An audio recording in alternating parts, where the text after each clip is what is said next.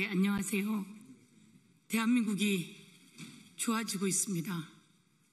오늘은 제 입꼬리가 올라가고 있습니다. 오다가 나온 속보입니다. 코스피가 3,000을 뚫었다고 합니다. 대한민국 국민 여러분, 축하드립니다. 지금이 경제가 살아날 골든타임입니다. 대한민국 국민들께서 윤석열 정권 파면시키시고 이재명 대통령 만들어 주신 덕분에 그 무섭던 서슬퍼렇던 12월 3일 비상계엄 발표되던 날 대한민국 국민들께서 국회로 와서 국회의원들이 비상계엄을 해제시킬 수 있도록 저희들을 지켜주신 덕분에 새로운 세상은 만들어졌고 코스피가 3,000을 뚫었습니다. 환율은 1,370원대로 내려갔습니다. 지금이 골든타임입니다. 제가 전국민 민생회복지원금이 필요하다고 원내대표 후보일 때부터 요청했는데 어제 추경안도 확정되었습니다. 전 국민에게 국민이 낸 세금을 다시 돌려드리면서 경제 살아날 마중물을 만들게 하고 어려운 분들에겐 좀 더 두텁게 지원함으로써 대한민국이 이제 경제 회복할 수 있는 골든타임이 되었습니다. 다시 한번 국민들 덕분입니다 라고 하는 말씀을 드립니다. 저희는 이재명 대통령 후보 시절 인구미래위원회, 이재명 대통령 후보 직속 인구미래위원회 위원님들입니다. 이 귀한 분들이 대한민국의 인구위기, 이 인구위기 이대로 놔두면 대한민국 소멸한다. 모든 국민이 동의하고 있습니다. 그런데 이것을 내일의 성장 기회로 만들어야 된다라고 모여주셨고 함께 저희들이 준비를 했습니다.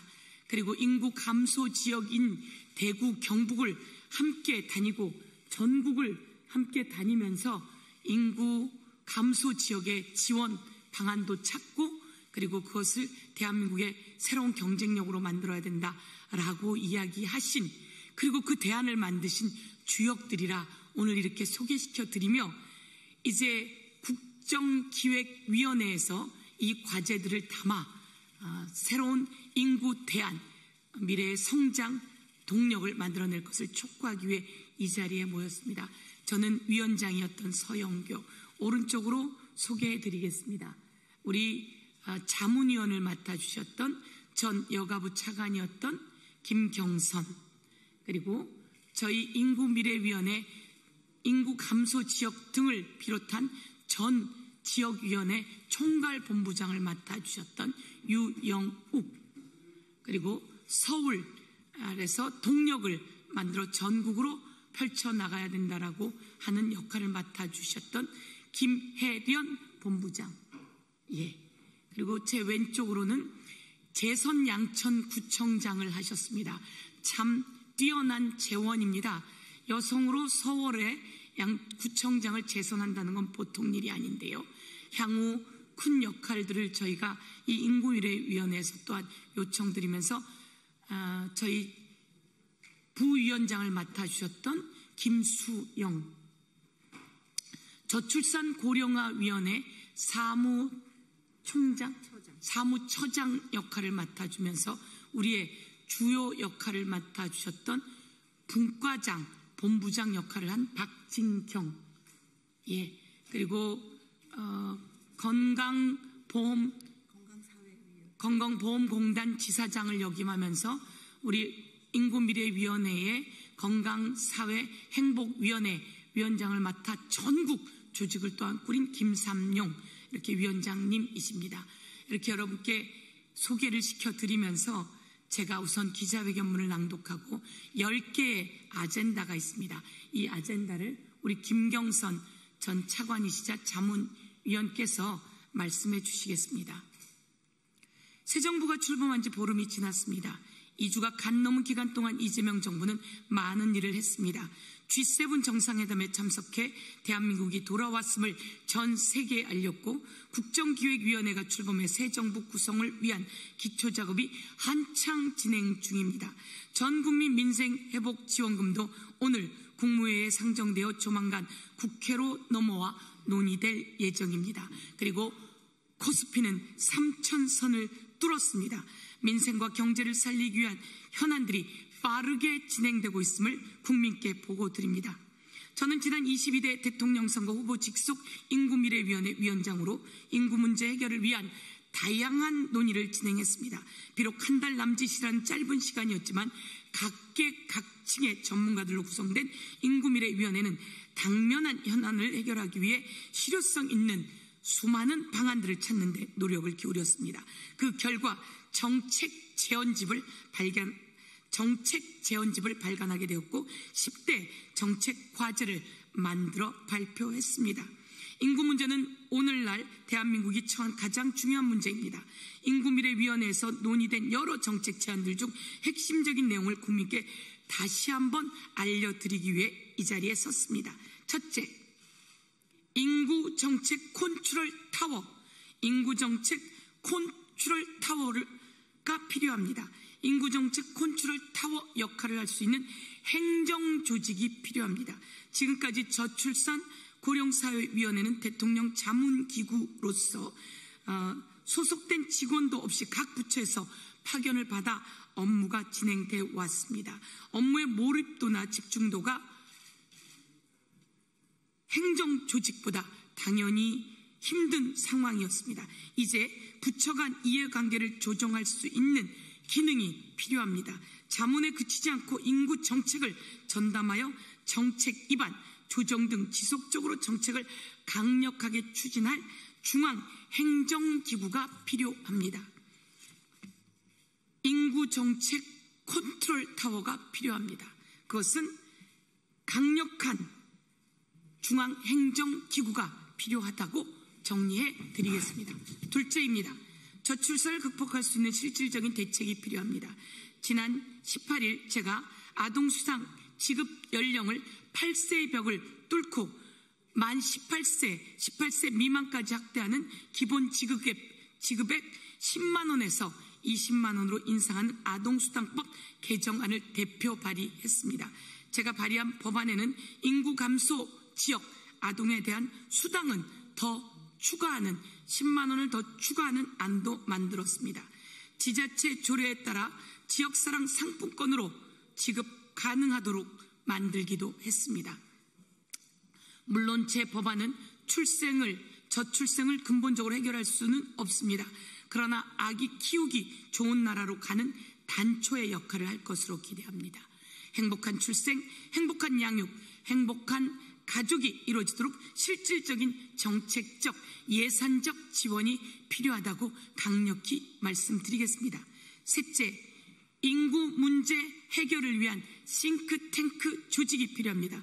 인구 문제와 관련해 저출생 문제, 인구 감소 지역 문제, 돌봄 및 교육 문제 등 거의 전 부처와 전 지자체 각계각층의 전문가들이 필요합니다.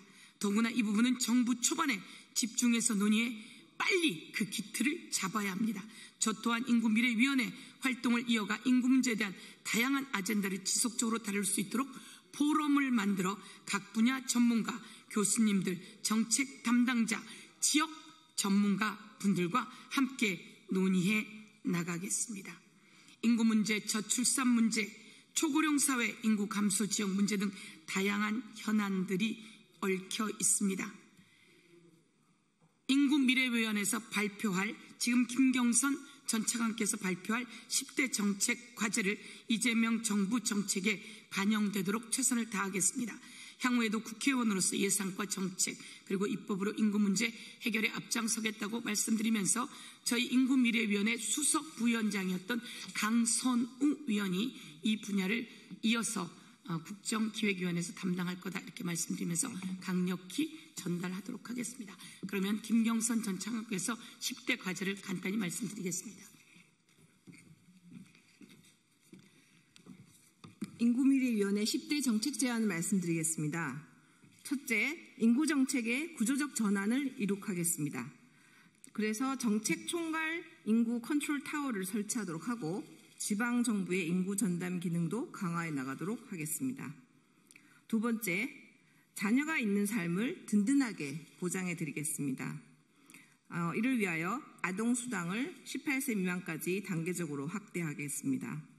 두 번째로는 자녀 수에 비례한 소득세 공제율과 공제 한도를 확대하겠습니다. 세 번째로 플랫폼 프리랜서 등 모든 취업자에게 육아휴직을 확대해 나가도록 하겠습니다. 세 번째는 대중소기업 모든 근로자들의 일생활 균형을 확보해 드리겠습니다. 이를 위하여 중소기업 유연근무, 대체인력 인건비, 인프라 구축비를 적극 지원하고 우수기업에 대한 세제 지원과 정부 포상 등을 추진해 나갈 것을 건의합니다. 네 번째로는 청년을 위한 일자리, 소득, 주거, 3중 패키지 지원으로 결혼과 출산의 기쁨을 누리는 기반을 조성하겠습니다. 이를 위하여 청년 구직활동 지원금 확대, 채용연계형 직업교육 확대, 그리고 청년 미래적금 제도를 도입하도록 하겠습니다. 그리고 신혼부부에 대한 공공임대주택도 확대해 나가도록 할 계획입니다. 다섯 번째, 선배 시민들의 건강한 노후를 지켜드리겠습니다.